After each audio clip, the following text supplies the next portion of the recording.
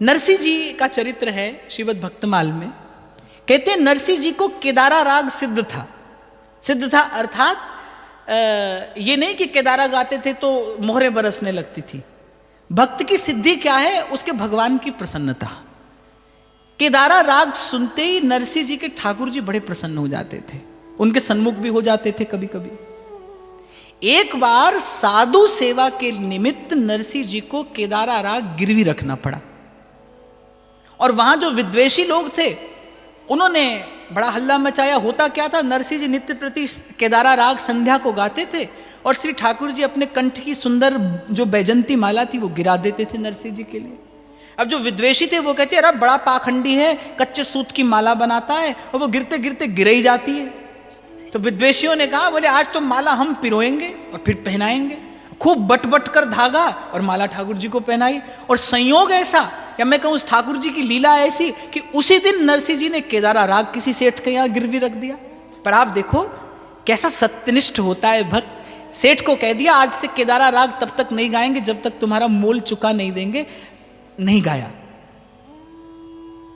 आप देखो, मैं कहता हूं भक्त के चरित्र में बहुत सी छिपी हुई बातें होती हैं, निकाला जाता है उसे।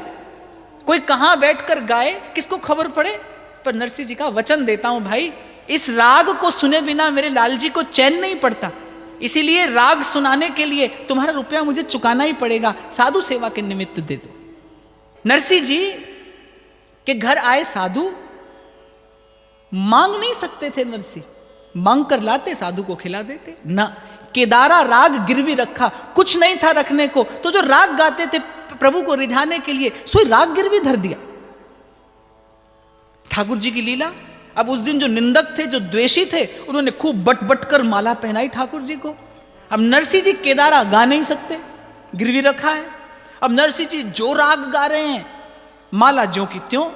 अब निंदक लोग कहने लगे हम तो पहले ही कहते थे। कच्चे धागे में माला पिरोता था और पंच पुष्पों की इतनी भारी भरकम बैजंती माला गिर जाती थी ठाकुर जी के विग्रह से। हम तो पहले ही कहता था पाखंडी है।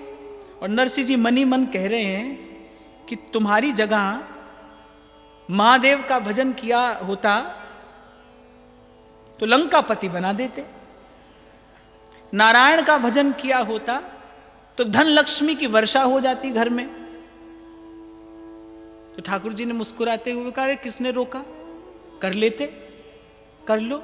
और बोले तुम देखो इतने कृपण हो कि एक फूल की माला अपनी छाती से चिपटाए बैठे हो। यहां हमारी जग हंसाई हो रही है और तुम ये फूल माला चिपटाए बैठे हो। कभी हमने माला मांगी तुमसे?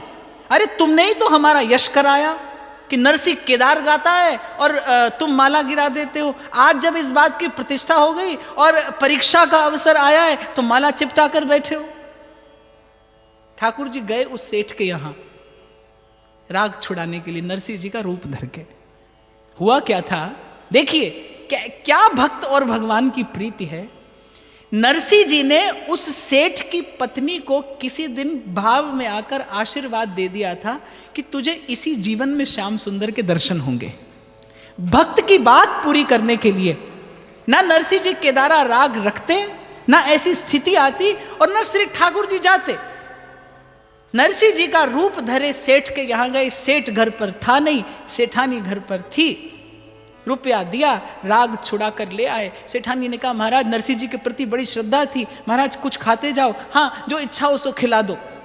सेठानी के हाथ से बना प्रसाद भी पा लिया और आकर मंदिर में नरसिंह जी के आगे वो जो रसीद मिली थी सो रख दी। केदारा राग मुक्त हुआ। नरसिंह जी ने केदारा राग गाया, पुष्प की माला गिर गई, नरसिंह जी की जय जयकार होने लगी। चारों दिशाओं में भक्त का यश प्रतिष्ठित हो गया। श्री ठाकुर जी ने भक्त की नहीं, भक्त की मनोवांछा भी पूरी कर दी। पर इस सारे उपक्रम में एक बात निकल कर सामने आई।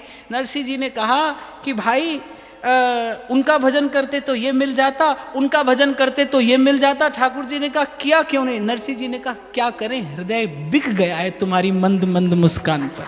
क्या करें, अब मन कहीं और जाता नहीं, चाहे भी तो किसी और का भजन नहीं कर सकते। यह है प्रेम में आसक्ति, यह प्रेम जन्य आसक्ति।